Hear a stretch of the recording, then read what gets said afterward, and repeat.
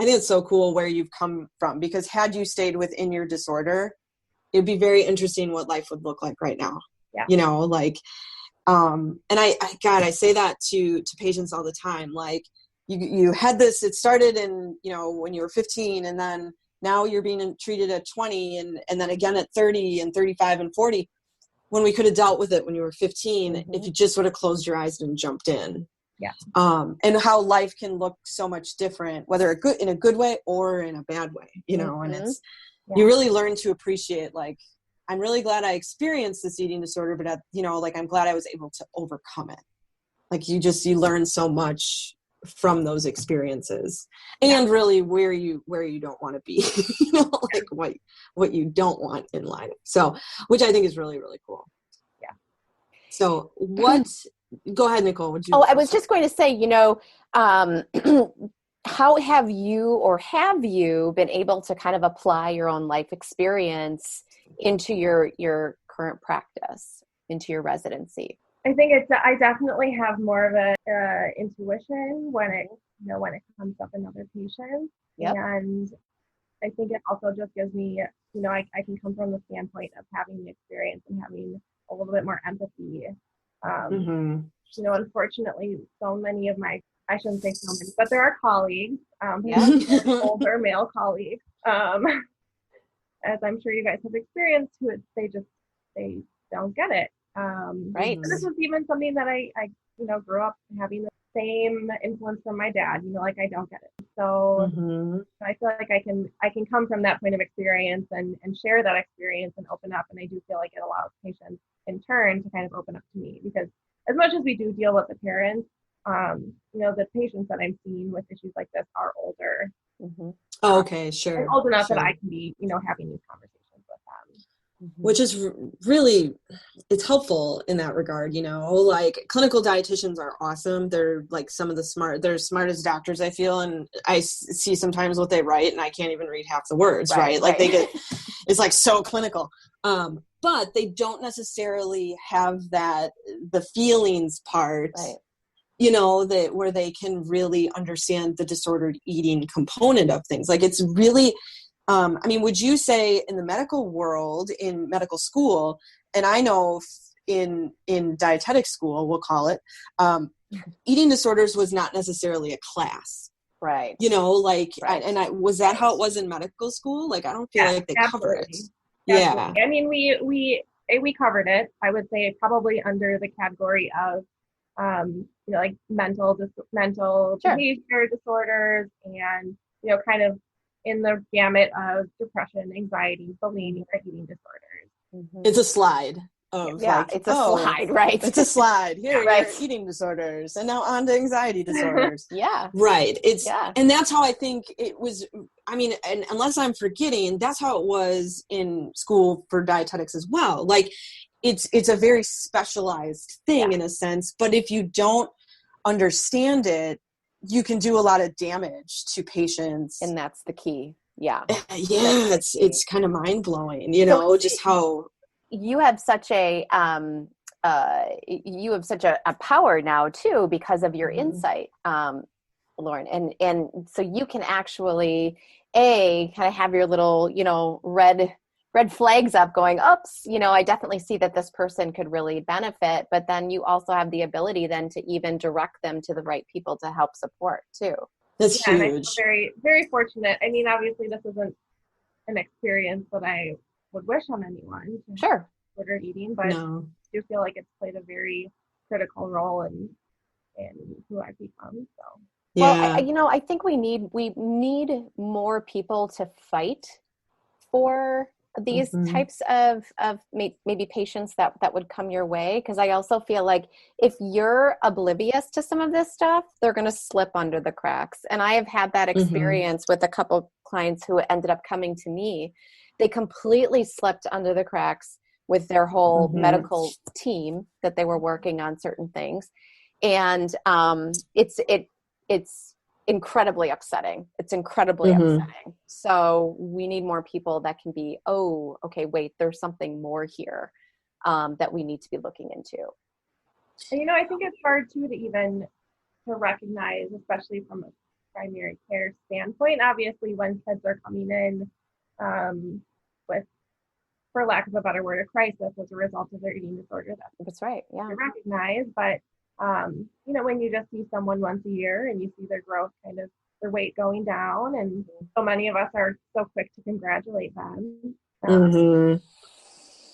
Which I don't, especially with kids, it's such a struggle. With kids. Yes. It's like they're obese, some of them, and you know what? That's okay, because you're going to do more damage by telling them about it, and saying, I mean, I've seen professionals with patients who might be obese in the psychiatric world. So they're, maybe they don't have an eating disorder. They're probably admitted for suicide, most likely, where like the dessert has been pulled off their tray. Like you shouldn't be eating that. And it's just the amount of shame that these kids experience. Plus, you layer that with a crappy home environment, depression, anxiety, suicide, they're bullied, or any mix of any of this. It's just like, oh yeah, let's focus on that cake. Right. Like really, right. Come on, people. Like they like that's their comfort. And if you can see that, we have to let it stay there, and let's pull all those layers back and get to the core root issue of what this child is experiencing, because a child doesn't choose to be obese. Like they're not making that decision to be like, yep, bring it on, It's totally situational. And I always really, really struggle when practitioners really just want to like beat up that whole obesity diagnosis. It's just like, I know it's there and it's not and good, make it a food issue versus, behavior, or again, whatever is going on at home or whatever else. Yes. Right. I also see that so commonly too. And my clinic patients that I see, we're serving communities who are on Medicaid, who, are living in not so great areas of Chicago. And yes, we want them to be healthy, and we want them to, not have these lasting effects on their liver and on their cholesterol and on their blood pressure. But also, the approach to take is that, where can we cut out food? It's are you sitting down for meals with your family every day? Do you feel safe walking outside and getting exercise even? It's questions so much beyond, what are you putting on your plate? Right. Survival. Right. Yeah. There's so much, it's so much deeper than all of that. And even like, Lauren, even you think of like cystic fibrosis or PCOS, or I'm trying to think of, other things or medication. Someone's on prednisone, different steroids, where they have weight gain, and maybe now it pushes them into an obese category or whatever.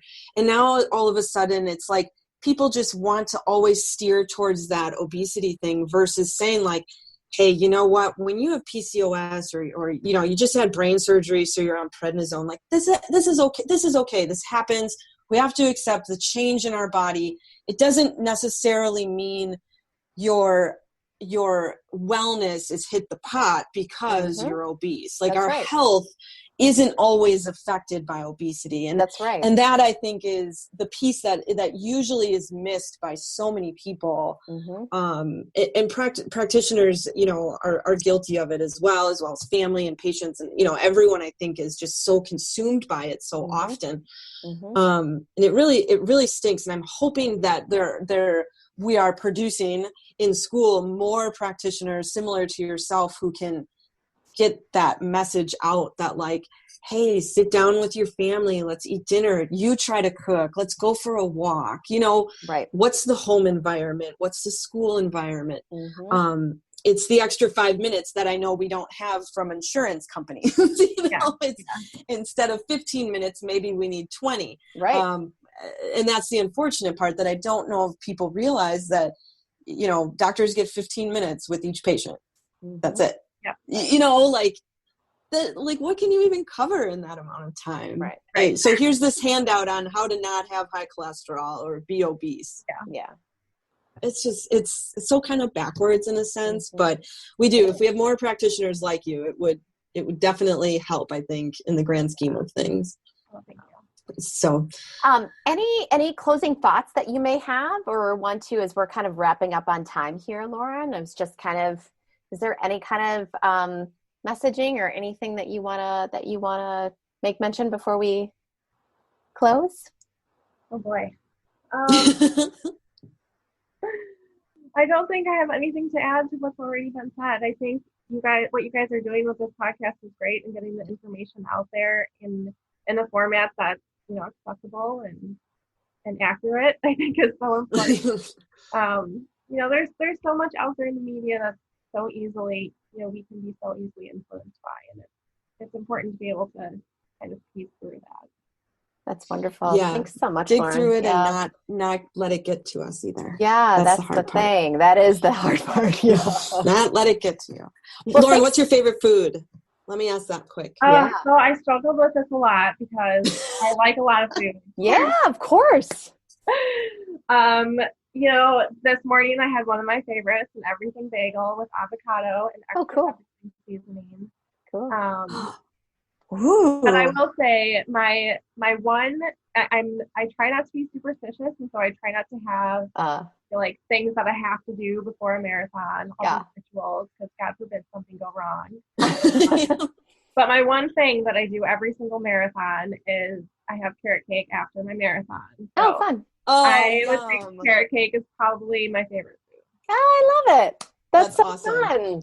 Yeah. That's so unique. I love it. Really, really very, fun. very cool. That's super cool. That is really I have to make unique. a carrot cake. Yeah.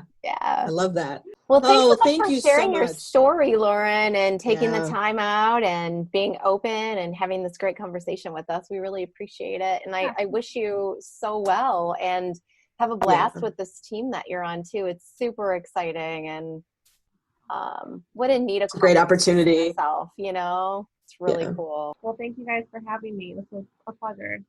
Awesome. Have a great day. Have a good one. Signing off.